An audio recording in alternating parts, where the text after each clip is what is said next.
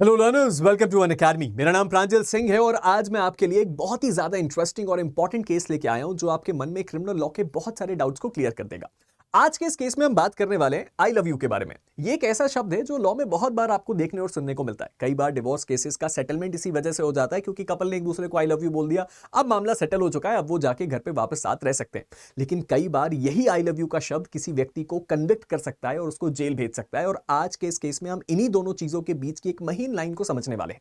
मामला बड़ा सिंपल सा है। छत्तीसगढ़ हाईकोर्ट की एक बड़ी इंपॉर्टेंट रूलिंग है और इसमें केवल हम आई लव यू की बात नहीं करने वाले, हम साथ साथ SC/ST एक्ट और उसके तहत आईपीसी के कुछ इंपॉर्टेंट प्रोविजंस को भी डील करने वाले हैं। तो चलिए शुरू करते हैं हमारे आज के इस वीडियो को और समझते हैं कि एक्चुअल में हुआ क्या।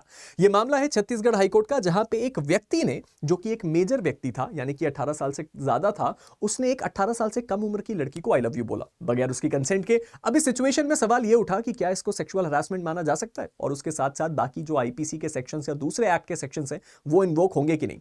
अब इससे पहले कि हम इस केस में आगे बढ़े, सबसे पहले मैं आपको इसका साइटेशन बता देता हूं ताकि अगर आप भी इसके बारे में पढ़ना चाहें तो पढ़ सकें। मामला है state of Chhattisgarh versus Rupendra Das Manikpuri. Chhattisgarh high court की ये रूलिंग है। 22 जुलाई 2025 में ये रूलिंग आई। जस्टिस संजय एस अग्रवाल इसके प्रिसाइडिंग जज थे। चलिए समझते हैं इसके क्विक बैकग्राउंड को कि हुआ क्या। यहां पे एक बच्ची है 15 साल की, जिसने इस बात को अक्यूज किया, जिसने इस बात को क्लेम किया, ऐसी कंप्लेंट करके बताया कि एक व्यक्ति है जिसका नाम है रूपेंद्र दास मनिकपुरी, उन्होंने क्या किया है, उसको सेक्सुअली हरास किया है। क्यों? क्योंकि जब वो बच्ची स्कूल से वापस आ रही थी तो पब्लिकली इस व्यक्ति ने उसको आई लव यू बोला। अब इसके तुरंत बाद इस बच्ची ने यह भी बताया कि जब वो क्लास 8th में थी तब भी इस व्यक्ति ने पब्लिकली उसको क्या किया था, पब्लिकली उसको परेशान किया था और उसके साथ ऐसी कुछ एक दो घटनाएं और हुई थी जिसके लिए उसने क्या किया, इस मिसबिहेवियर की रिपोर्टिंग करी। अब इस कंप्लेंट के चलते एफआईआर दर्ज हुई क्योंकि जाहिर सी बात है ये कॉग्नाइजेबल ऑफेंस है। 4 इंपॉर्टेंट डीलिंग्स हुई यहां पे। सबसे पहला तो सेक्शन नंबर 8 पॉक्सो एक्ट जो की बात करता है सेक्सुअल हरासमेंट की। उसके बाद आता है section number 354D of the IPC जो की बात करता है स्टॉकिंग की। सेक्शन नंबर 509 आईपीसी जो की बात करता है insulting the modesty of a woman. और फिर उसके साथ साथ हमारे यहां पे SC/ST का एक्ट भी लगाया गया। अब इस पूरे मामले में कोर्ट को यह देखना था कि क्या यहां पे इस व्यक्ति की गलती है या नहीं और इस व्यक्ति ने इन सेक्शंस के तहत कोई अपराध किया है कि नहीं। चलिए एक बार डिटेल में समझने की कोशिश करते हैं कि कोर्ट ने क्या बोला। जब यह मामला हाई कोर्ट पहुंचा तो मैं आपको इसका थोड़ा सा बैकग्राउंड दे देता हूं कि जब ट्रायल कोर्ट में मामला गया तो ट्रायल कोर्ट ने इस व्यक्ति को एक्विट कर दिया था, यानी कि बेगुनाह बोला था कि इस व्यक्ति की गलती नहीं है। हाई कोर्ट के जो ऑब्जर्वेशंस हैं वो आपके लिए बड़े इंपॉर्टेंट है। हाई कोर्ट ने सबसे पहला जो सबसे इंपॉर्टेंट सवाल था कि क्या आई लव यू बोलना सेक्सुअल हरासमेंट माना जाएगा कि नहीं पॉक्सो एक्ट के तहत, उसमें हाई कोर्ट ने क्लियर कट ये बात बताई कि अगर इस व्यक्ति का सेक्सुअल इंटेंट नहीं था तो सेक्सुअल हरासमेंट भी नहीं हो सकता। हाई कोर्ट ने क्लियरली ये बात स्टेट करी कि अगर एक व्यक्ति ने आई लव यू बोला और अगर सेक्सुअल इंटेंट से बोला होता तभी हम इसको सेक्सुअल हरासमेंट मान सकते थे। और यहां पे एविडेंसेस को देखने के बाद कहीं पे भी ये बात प्रूव नहीं होती कि सामने वाले व्यक्ति ने सेक्सुअल इंटेंट के तहत आई लव यू बोला था, इसीलिए यहां पे सेक्सुअल हरासमेंट प्रूव नहीं होगी। उसके साथ ही साथ कोर्ट ने यह बोला कि इसीलिए सेक्शन नंबर 7 जो है पॉक्सो एक्ट का, उसके लिए सेक्सुअल इंटेंट चाहिए और सेक्शन 7 इन्वोक नहीं होगा। यानी कि पहला पॉइंट तो क्लियर हुआ कि यह सेक्सुअल हरासमेंट नहीं है। इसके बाद हमारे पास दूसरा पॉइंट आता है जो कि बात करता है किस चीज के बारे में, जो बात करता है आईपीसी के बारे में। यहां पे यह बोला गया कि वो लड़की और उसके जितने भी फ्रेंड्स हैं उनके स्टेटमेंट में कहीं भी यह बात इंडिकेट नहीं होती है कि सामने वाले व्यक्ति ने सेक्सुअल इंटेंट के तहत उस बच्ची को परेशान किया था। इसीलिए सेक्शन नंबर 509 आईपीसी भी यहां पे इन्वोक नहीं हो सकता क्योंकि इसके लिए भी सेक्सुअल इंटेंट होने की बहुत ज्यादा जरूरत है। तो ये दो चार्जेस तो हाईकोर्ट ने भी माना कि इसको ड्रॉप करना चाहिए। इसके बाद आता है section 354D of the IPC का जो कि बात करता है स्टॉकिंग की।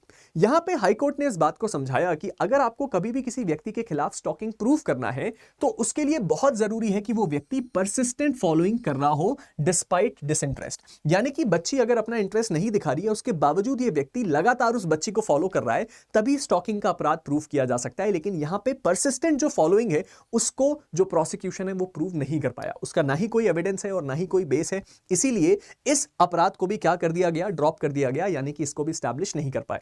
अब आखिरी में आता है सबसे मेजर लॉ जिसको हम कहते हैं SC/ST एक्ट। यहां पे ये बात बोली गई कि जो प्रोसिक्यूशन है वो इस बारे में कोई ऐसा एविडेंस नहीं दे पाया जिससे वो ये बात प्रूफ कर पाए कि सामने वाला जो व्यक्ति था उसको ये बात पता थी कि ये बच्ची SC/ST कम्युनिटी को बिलोंग करती है।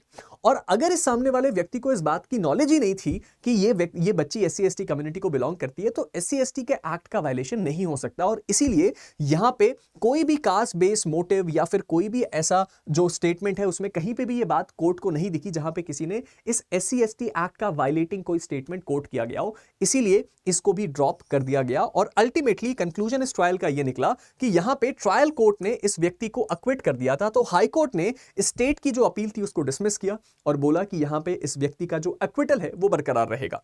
यहां पे इसका मेन रीजन ये दिया गया कि सामने वाले व्यक्ति का ना ही कोई सेक्सुअल इंटेंट था, लैक ऑफ एविडेंस था प्रोसिक्यूशन की तरफ से जिससे वो प्रूव नहीं कर पाया, और उसके साथ ही साथ कोई काज बेस मोटिव भी उस व्यक्ति में नहीं दिखा। इस कारण इस व्यक्ति की कोई भी गलती नहीं मानी जा सकती। यह केस बहुत सारे डाउट्स क्लियर करता है हमारे देश के सभी लॉ स्टूडेंट्स और आप सभी लोगों के लिए जिनको क्रिमिनल लॉ में इंटरेस्ट है या फिर वो अपने लीगल राइट्स को लेकर बहुत ज्यादा विजिलेंट है।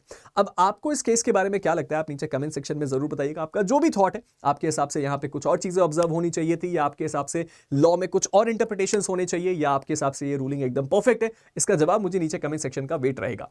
अब इससे पहले कि मैं इस वीडियो को एंड करूं, दो इंपॉर्टेंट बातें। अगर अभी तक आपने मेरे टेलीग्राम ग्रुप प्रांजल सिंह अनअकैडमी को फॉलो नहीं किया तो उसको फॉलो कर लीजिए। मुझसे जुड़ी हुई सारी अपडेट्स, अगर आप एक जुडिशरी एस्पिरेंट हैं या अगर आप इन जनरल मुझसे लीगल एडवाइस लेना चाहते हैं तो ये सारी चीजें मेरे टेलीग्राम पे पॉसिबल है, जिसका नाम है प्रांजल सिंह अनअकैडमी। इसको मिस बिल्कुल मत कीजिएगा।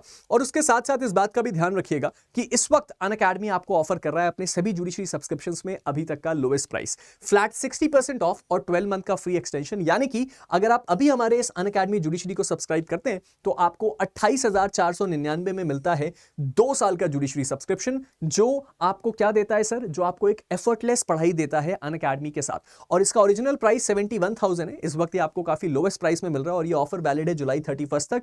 तो इसको अवेल करना बिल्कुल मत भूलिएगा। इसके लिए आप मेरा कोड PS का भी इस्तेमाल कर सकते हैं। इसके साथ ही साथ अगर आप एक ऐसे लर्नर हैं जो अपनी पढ़ाई अपने एजुकेटर की मेंटरशिप में करना चाहते हैं तो इस वक्त आप ज्वाइन कर सकते हैं जुडिशरी आइकॉनिक प्रो को, जहां पे आप अपने फेवरेट एजुकेटर्स में से किन्हीं को भी अपना पर्सनल मेंटर बना सकते हैं और अपनी जुडिशरी की जर्नी को यहां से किक स्टार्ट कर सकते हैं। इसके साथ साथ अगर हम आगे बढ़े तो आपको हमारी जज्बा बैच को भी बिल्कुल नहीं भूलना है। हमारी ऑल स्टेट कॉम्प्रिहेंसिव बैच, जहां पे अपूर्वा मैम, विशाल सर, मैं, वासुदेव सर, आशुतोष सर मिलकर आपको पढ़ाने वाले हैं सभी स्टेट्स के लिए। तो अगर आपकी जुडिशरी जर्नी यहां से शुरू हो रही है तो उसको किक स्टार्ट कीजिए हमारी जज्बा बैच के साथ। इसके लिए भी आपको मेरे कोड PS का इस्तेमाल करना है। And at last but not the least, आपकी प्रिपरेशन को एक स्टेप और ऊपर ले जाने के लिए अपकमिंग 2 सबसे इंपॉर्टेंट प्रीलिम्स छत्तीसगढ़ और उत्तराखंड की टेस्ट सीरीज आपको हमारे प्लेटफॉर्म पे मिल रही है इस वक्त मात्र ₹1 में। इसको भी अवेल करना बिल्कुल मत भूलिएगा। मिलते हैं आप सबके साथ एक नए वीडियो में, तब तक के लिए stay motivated and keep learning. Thank you.